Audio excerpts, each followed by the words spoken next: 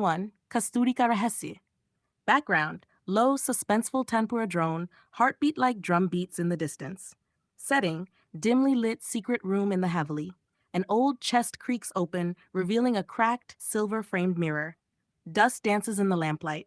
आज एक सच सामने आने वाला था, जो सदियों से समय के पर्दे के पीछे छुपा था. A royal courtyard under moonlight. Torches flicker against sandstone walls. प्राचीन काल में कस्तूरी, प्रतिका की सौतेली बहन, राजमहल की रौनक पर दिल में ईर्ष्या का अंधेरा. Pratika in warrior armor among villagers, smiling warmly, defending a caravan from foreign raiders. Pratika, राज्य की अंगरक्षक, प्रजा की डाल और राजा की बहन सबकी प्रिय, पर कस्तूरी के लिए उसकी हर जीत एक चुभन थी. One moonlit night, Kasturi's eyes catch a strange shimmer, a mirror hidden in the archives. एक रात कस्तूरी को मिला एक जादुई दर्पण जो समय के दरवाजे खोल सकता था. She touches it, a blinding flash. Suddenly she's in modern Banaras, on a terrace where a young girl falls to her death. अनजाने में वह पहुंची आधुनिक युग में, जहां उसने अपने अगले जन्म का अंत अपनी आंखों से देखा. Ashback. Ancient Kunal, the son of the previous Angrakshak, finds the mirror years earlier. पर इस दर्पण का पहला मालिक था प्राचीन कुणाल, प्रतिका का चाहने वाला जिसे वह कभी न पा सका. With a calculating look, Kunal swaps places with modern era Kunal, locking the latter in chains. समय यात्रा में माहिर, उसने आधुनिक कुणाल की जगह ले ली और प्राचीन कस्तूरी ने उसे यातना दी. ये समय का द्वार केवल पूर्णिमा की रात को खुलता है और अमावस्या की रात को बंद हो जाता है. चंद्रमा की हर सांस के साथ बदलती है किस्मत की दिशा. Sudden metallic clang, the mirror rattles ominously. Present day, someone's trembling hand almost touches the mirror. और इस बार ये खेल और भी घातक होगा. Scene 2. अमावस्या की रात. Low, hollow wind sound, faint temple bells in the distance. Setting, wedding preparations in full swing, but the sky outside is pitch dark, not a shred of moonlight. आज अमावस्या थी और इसका मतलब था समय का द्वार बंद. प्राचीन कस्तूरी और कुणाल इस रात आधुनिक युग में कदम नहीं रख सकते थे.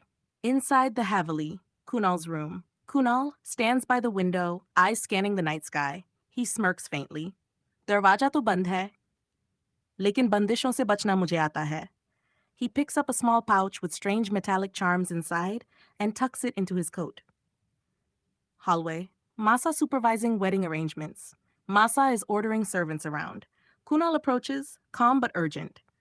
Masa, मुझे कुछ जरूरी काम से बाहर जाना होगा. अरे, ये शादी का घर है और तुझे बाहर घूमने की पड़ी है. ये काम हमारी इज्जत और सुरक्षा से जुड़ा है. अगर मैं अभी नहीं गया तो बहुत देर हो जाएगी. Masa hesitates, then nods reluctantly. ठीक है, पर वापस जल्दी आना. Outside, dark street. Kunal walks quickly, pulling his coat tighter. A gust of wind blows, and the camera catches the glint of the metallic charms hidden inside. Kunal जानता था, अमावस्या की ये खामोशी, जितनी सुरक्षित दिखती है, उतनी नहीं है. और आज की रात, वह अपने खेल को एक नए मोड़ पर ले जाने वाला था. शिवांश का प्रकोप. Heavy percussion with slow, deep bass, faint chain rattles in the dark. Setting, a secluded warehouse by the river, dim yellow bulbs swinging, shadows stretching across the floor, broken chairs and ropes scattered around. अमावस्या की रात, जब चांद छुप जाता है, कुछ सोचते हैं अंधेरा उन्हें बचा लेगा. पर आज अंधेरा शिवांश का हथियार था. Shivansh stands in the center, blood spattered on his shirt, eyes burning with cold fury. Two men lie unconscious nearby. One traitor kneels before him, trembling. Humse gati ho gayi, boss? Rahem kar dijiye? Before he can finish, Shivansh's blade flashes. The man collapses instantly. Uski nazaron mein diya ki jagah keval maut ka saya tha. Shivansh throws the bloodied weapon aside, breathing hard. He turns his gaze toward the Haveli, voice low but venomous. मासा, आपने बहुत गलत किया हम दोनों के साथ. आपका गुरूर मैं तोड़ दूंगा. Sound thunder rumbles. The camera slowly zooms into Shivansh's eyes, rage and promise of vengeance.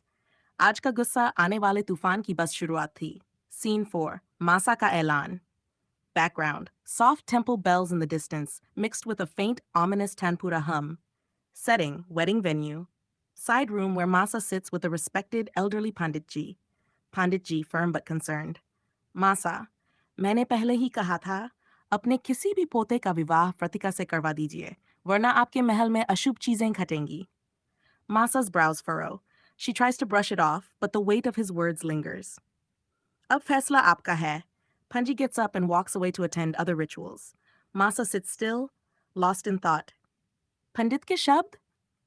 जैसे उसके दिल पर दस्तक दे रहे थे. Cut to. Masa steps in.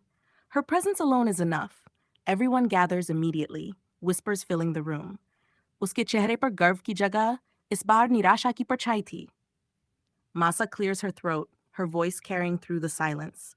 Masa, मैंने फैसला किया है, Pratika की शादी अथर्व से होगी. Gasps echo in the hall. Atharv stands in the corner, smirking faintly. Pratika's face freezes. Instead of joy, her eyes well up with tears. Pratika जान चुकी थी, अथर्व किस राह पर जा चुका है. She looks down, holding back tears.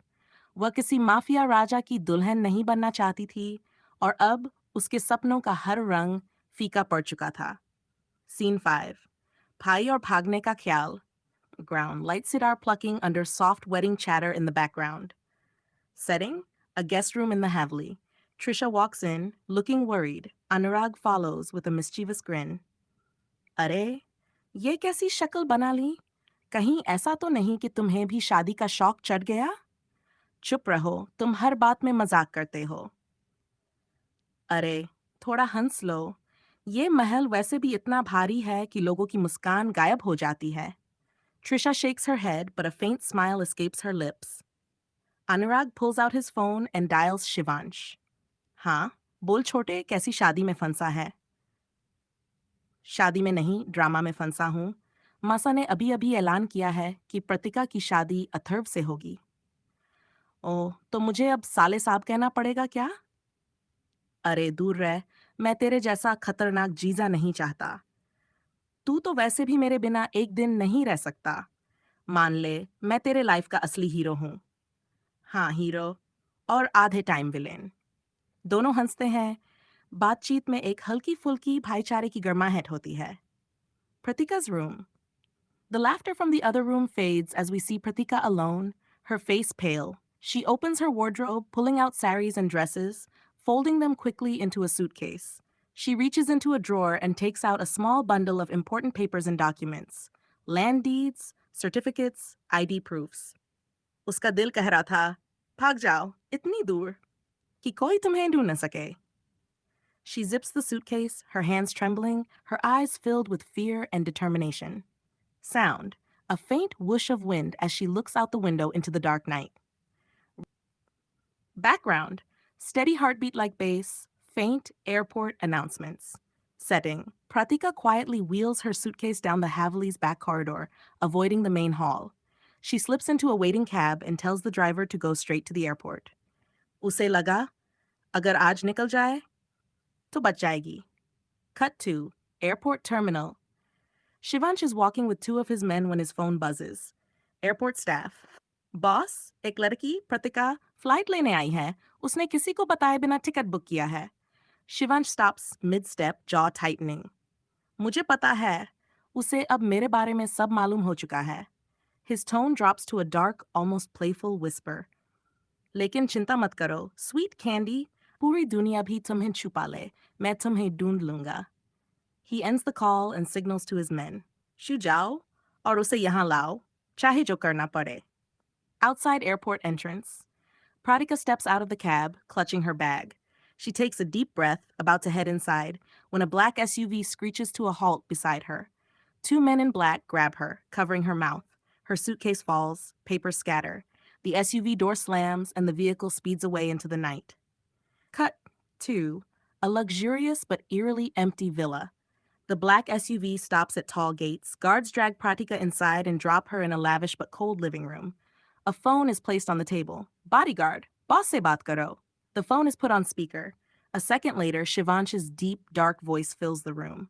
Calm, but carrying deadly weight. Shivansh, talk low. Sweet candy, लगता है तुमने मुझे कमजोर समझ लिया. Pratika's breath catches. Her knees weaken.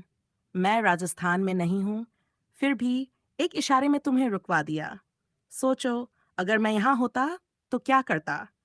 Pratika grips the edge of a chair, fear spreading like ice through her veins. उसकी आवाज जैसे दिल पर बर्फ रख दे और खून जमा दे. भागने की कोशिश मत करना, वरना अगली बार सजा इतनी आसान नहीं होगी.